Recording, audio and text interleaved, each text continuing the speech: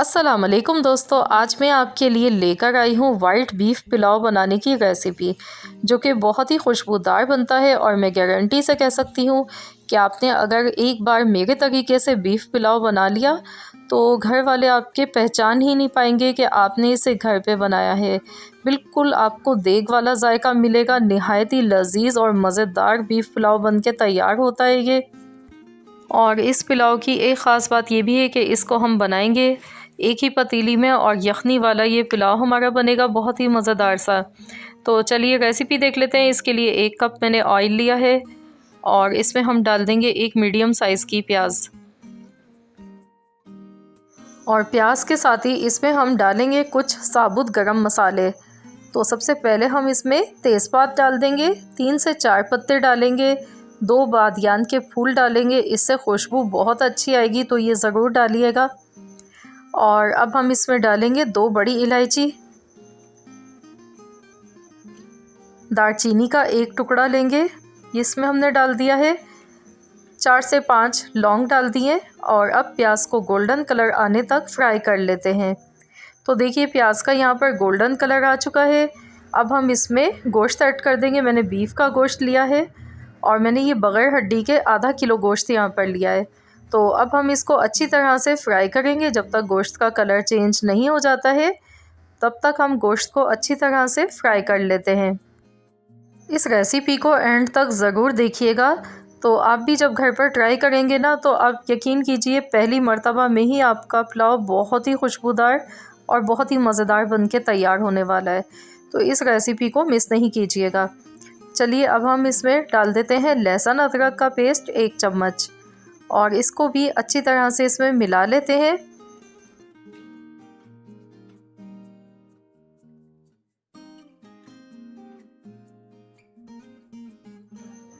तो यहाँ पर देखिए लहसुन अदरक के पेस्ट के साथ मैं इसको अच्छी तरह से फ्राई कर रही हूँ और बहुत ही ज़बरदस्त इसमें खुशबू आने लगी है। अब हम इसमें दही डाल देंगे 1 कप। दही को मैंने फेंट कर लिया है। 1 कप दही ऐड कर दिया है, इसको मिला लेते हैं। और अब हम इसमें इतना पानी डालेंगे कि गोश्त भी गल जाए, और गोश्त गलने के बाद इसमें यखनी भी बचनी चाहिए। तो यखनी वाला ये पुलाव बन रहा है, तो इसमें हम मज़ीद और भी अभी पानी ऐड करेंगे।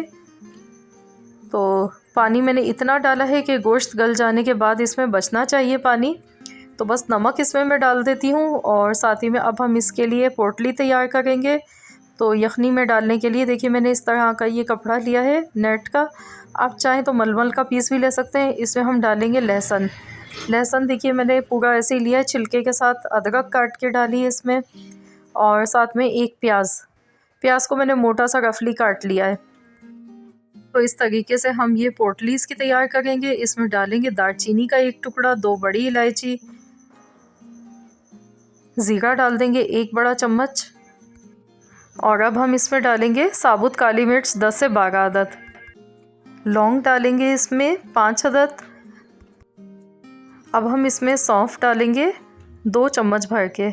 तो सौंफ इसमें ज़रूर डालिएगा, क्योंकि यखनी जो इसकी बनती है ना, वो सौंफ और साबुत धनिया इन तमाम मसालों से मिलकर बहुत ही ज़बरदस्त सा अरोमा आता है निकल कर। 3 चम्मच साबुत धनिया में डाल गई हूँ, 2 चम्मच मैंने सौंफ डाली है। तो इस तरह से पोटली में गरम मसाले और ये चीज़ें हमने डाली हैं। तेज़पात भी इसमें डाल दिया है। और अब हम इस पोटली को बांध लेंगे इस तरह से इसको, कि इसमें से ये चीज़ें बाहर ना निकलें। तो आप सोच रहे होंगे कि गरम मसाले तो हमने पहले भी डाल दिए हैं, लेकिन वो हमने ऑयल में फ्राई करते टाइम डाले थे, तो उसका भी फ्लेवर आएगा। लेकिन इस तरह से हम ये कच्चे मसाले डालेंगे और पोटली बनाकर डालते हैं, तो इसका अरोमा भी बहुत ही ज़बरदस्त आता है और पुलाव बहुत ही खुशबूदार बनता है इसकी वजह से।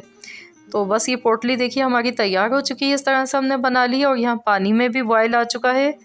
तो अब हम ये पोटली इसमें रख देंगे इस तरह सेंटर में, और इसको हम कवर कर देंगे हल्की आंच पर। मैं इसे 1.5 घंटे तक पकाऊंगी, जब तक गोश्त अच्छी तरह से गल नहीं जाता है। तो इसको पकने देते हैं। तो 1 से 1.5 घंटा लग जाता है मैक्सिमम गोश्त को गलने में, क्योंकि हम बहुत अच्छा सा गोश्त को गला गए हैं।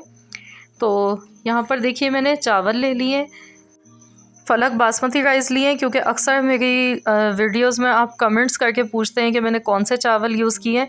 वैसे तो मैं बुलबुल चावल इस्तेमाल करती हूँ, लेकिन आज मैं फलक चावल से बना रही हूँ, तो मैं ये आज इससे बनाऊँगी आज का जो पुलाव है। और ये 1 किलो चावल है, तो मैं यहाँ पर 1 किलो चावल का पुलाव बनाने वाली हूँ। तो चावल को मैं आधे घंटे पहले भीगने के लिए रख दूँगी। तो इसको धोकर अच्छी तरह से हम भिगो लेते हैं। तो यहाँ पर देख लेते हैं 1.5 घंटा हो चुका है यखनी को पकते हुए, और गोश्त भी यहाँ पर गल चुका है। तो हम देख लेते हैं, बोटी इसकी एक तोड़कर देखेंगे कि गोश्त कैसा गला है। ये देखिए, हाथ लगाते ही टूट रहा है गोश्त बहुत अच्छी तरह से। तो ये गोश्त गल चुका है। तो अब हम इसमें से ये पोटली निकाल लेंगे और इसको हम ठंडा होने देते हैं। तो ये देखिए ठंडी हो चुकी है। तो इसको ठंडा होने के बाद आपने इस तरह से अच्छी तरह से निचोड़ना है, ताकि सौंफ, धनिया, लहसुन, प्याज, जो भी मसाले हमने इसमें डाले थे उनका जो भी अरोमा है, टेस्ट है, इसको हमने ज़ाया नहीं करना है।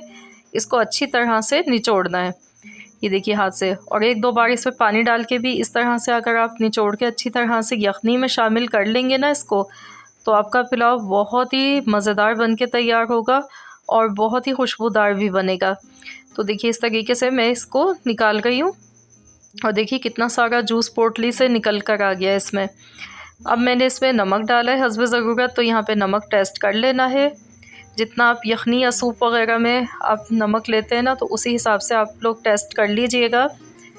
अब हम इसमें चावल ऐड कर देंगे, और चावल डालने के बाद मकसद पानी का जो एक आप पूछते हैं कि कितना पानी डाला, तो मैं तो इस तरीके से देखती हूँ कि चावल डालने के बाद आप अपनी फिंगर से चेक कर लें। अगर ये देखिए इतना पानी चावल से ऊपर होना चाहिए, 1 इंच के बराबर। तो इतना आप देख लें, अगर इतना ऊपर है चावल से पानी, तो समझ लीजिए कि वो बिल्कुल परफेक्ट रेशो है। अब मैंने यहाँ पे 6 से 7 हरी मिर्चें ली थी और ये पेस्ट बनाकर डाली है। क्योंकि हम वाइट पुलाव बना गए, इसमें पिसी हुई या फिर कुटी हुई लाल मिर्च का इस्तेमाल बिल्कुल भी नहीं होता है। इसमें सिर्फ हरी मिर्च का इस्तेमाल होता है, और इसी से बड़ा ज़बरदस्त सा टेस्ट निकल कर आता है। अब मैंने इसमें पुदीना डाला है, और साथ में 3 से 4 हरी मिर्चें साबुत मैंने डाली हैं फ्लेवर के लिए। तो अब हम इसे कवर करके पका लेते हैं 2 मिनट के लिए। 2 मिनट के लिए इसे कवर कर देते हैं, जब तक इसका पानी थोड़ा ड्राई नहीं हो जाता है। 2 मिनट हो चुके हैं, तो चलिए हम देख लेते हैं। तो ये देखिए पानी इसमें कम रह गया है, काफ़ी पानी इसका ड्राई हो चुका है। चावल हमारे 80% अभी कुक हुए हैं। तो अब हम इसे दम लगाएंगे। तो ऊपर से हम थोड़ी सी तली हुई प्याज डालेंगे, और इसे कवर कर देते हैं। बिल्कुल हल्की आंच पर, धीमी आंच पर पकाएंगे 15 मिनट के लिए। तो यहाँ पर 15 मिनट हो चुके हैं, और देखिए बहुत ही ज़बरदस्त सी खुशबू आ गई है। और ये देखिए कितना खिला हुआ माशाल्लाह से हमारा ये पुलाव बनकर तैयार हुआ है। ये देखें, ये इतना मज़ेदार पुलाव बनता है कि कोई यकीन ही नहीं कर पाएगा कि आपने ये घर पे बनाया है। ये देखिए बहुत ही मज़ेदार, बहुत ही उम्दा पुलाव बनकर तैयार हुआ है। तो ज़रूर आप लोग भी इस तरीके से बनाकर देखिए। तो चलिए हम डिश आउट कर लेते हैं।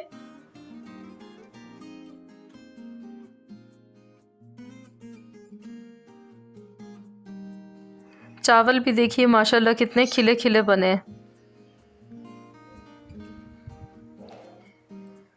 तो ज़रूर आप सब भी ये रेसिपी ट्राई कीजिएगा, और मुझे कमेंट्स में ज़रूर आपने बताना है कि आप सबको कैसी लगी आज की ये रेसिपी। आई होप कि आप सबको आज की ये रेसिपी ज़रूर पसंद आई होगी। वीडियो अच्छी लगी है तो वीडियो को लाइक कर दीजिए, चैनल पर नए हैं तो चैनल को सब्सक्राइब कर लीजिए, और इस वीडियो को ज़्यादा से ज़्यादा फ्रेंड्स एंड फैमिली मेम्बर्स के साथ शेयर कीजिएगा। तो मिलते हैं इंशाअल्लाह ताला नेक्स्ट वीडियो के साथ। तो जब तक के लिए अल्लाह हाफिज़।